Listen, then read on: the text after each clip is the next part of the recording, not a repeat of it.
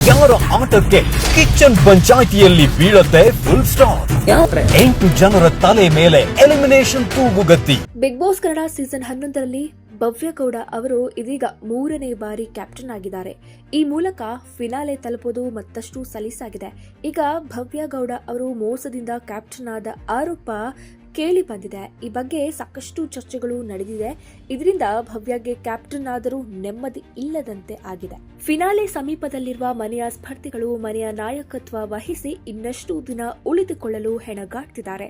ಇದೆಲ್ಲದರ ಮಧ್ಯೆ ಮುಂದಿನ ಕ್ಯಾಪ್ಟನ್ ಆಗಲು ಭವ್ಯ ಗೌಡ ಮತ್ತು ಧನರಾಜ್ ಆಚಾರ್ ನಡುವೆ ಪೈಪೋಟಿ ನಡೆದಿದೆ. ಬಾಲ್ ಹಾಕುವ ಟಾಸ್ಕ್ ನಲ್ಲಿ ಭವ್ಯ ಗೌಡ ಗೆದ್ದು ಮನೆಯ ಕ್ಯಾಪ್ಟನ್ ಆಗಿದ್ದಾರೆ. ಇನ್ನು ಟಾಸ್ಕ್ ಆರಂಭವಾಗುವಾಗ ಮೊದಲ ಸುತ್ತಿನಲ್ಲಿ ಬಿಗ್ ಬಾಸ್ ಹೇಳಿದ ನಂಬರ್ನಿಂದ ಬಾಲ್ ತೆಗೆದುಕೊಂಡು ಬಾಕ್ಸ್ ನಲ್ಲಿ ಹಾಕಬೇಕಿತ್ತು. 9 ನಂಬರ್ ಬಿಗ್ ಬಾಸ್ ಘೋಷಿಸಿ ಬಾಲ್ ತೆಗೆದುಕೊಳ್ತಿದ್ದಾಗ 3ನೇ ನಂಬರ್ನಿಂದ ಬಾಲ್ ಬಿದ್ದಿತ್ತು. ಭವ್ಯ ಅವರು ಇದೇ ಬಾಲ್ ತೆಗೆದುಕೊಂಡು ಬಾಕ್ಸ್ಗೆ ಹಾಕಿದ್ದಾರೆ ಮತ್ತು 2ನೇ ಸುತ್ತಿಗೆ ಆಯ್ಕೆಯಾದರು. ಆಟದ ಕೊನೆವರೆಗೂ ಹೋಗಿ 3ನೇ ಬಾರಿ ಮನೆಯ ಕ್ಯಾಪ್ಟನ್ ಆಗಿದ್ದಾರೆ. ಈ ಬಾಲ್ ಘಟನೆ ಮನೆಯಲ್ಲಿ ಚರ್ಚೆಗೆ ಕಾರಣವಾಯಿತು. ಭವ್ಯ ತೆಗೆದುಕೊಂಡ ಬಾಲ್ 9 ನಂಬರ್ನದ್ದು ಅಲ್ಲ ಎಂಬ ಚರ್ಚೆ ನಡೆದಿದೆ. ಮೋಕ್ಷಿತಾ ಅವರಲ್ಲಿ ಕೇಳಿದಾಗ ಹೌದು, ಆದರೆ ಯಾವ ನಂಬರ್ ಎಂದು ಗೊತ್ತಿಲ್ಲ ಎಂದಿದ್ದಾರೆ. ಜೊತೆಗೆ ಈ ಟಾಸ್ಕ್ ನ ಉಸ್ತುವಾರಿ ಮಾಡಿದ ಮಂಜು ಮತ್ತು ಚೈತ್ರ ಕುಂದಾಪುರ ಇದಕ್ಕೆ ಜವಾಬ್ದಾರರು ಎಂದರು. ಮನೆಯಲ್ಲಿ ಎಲ್ಲರೂ ಇದೊಂದೇ ವಿಚಾರವನ್ನ ಹಲವು ವಿಧದಲ್ಲಿ ಚರ್ಚೆ ನಡೆಸಿದ್ರು. ಮೋಕ್ಷಿತಾಗೆ ಗೊತ್ತು, ಭವ್ಯ ಸುಮ್ನಿರಿ ಅಂತ ಮೋಕ್ಷದಾಗೆ ಹೇಳಿದ್ದಾರೆ ಎಂದು ರಜತ್ ತ್ರಿವಿಕ್ರಮ್ ಬಳಿ ಮಾತನಾಡಿದ್ರು. ಈ ಟಾಸ್ಕ್ ನಲ್ಲಿ ತಪ್ಪು ಭವ್ಯದ ಅಥವಾ ಮೋಕ್ಷಿತಾದ ಅಥವಾ ಉಸ್ತುವಾರಿಗಳದ್ದ, ಇಲ್ಲವೇ ಈ ವಿಚಾರವನ್ನ ಹೇಳದೆ ರೀಮ್ಯಾಚ್ ಆಡಿಸಿದ ಬಿಗ್ ಬಾಸ್ ನದ್ದ ವೀಕ್ಷಕರು ಹೇಳಬೇಕು. ಇನ್ನು ಭವ್ಯ ಅವರು 3ನೇ ಬಾರಿ ಮನೆಯ ಕ್ಯಾಪ್ಟನ್ ಆಗಿದ್ದಕ್ಕೆ ಮನೆಯಲ್ಲಿ ಸ್ವಲ್ಪ ಅಸಮಾಧಾನ ಇದೆ.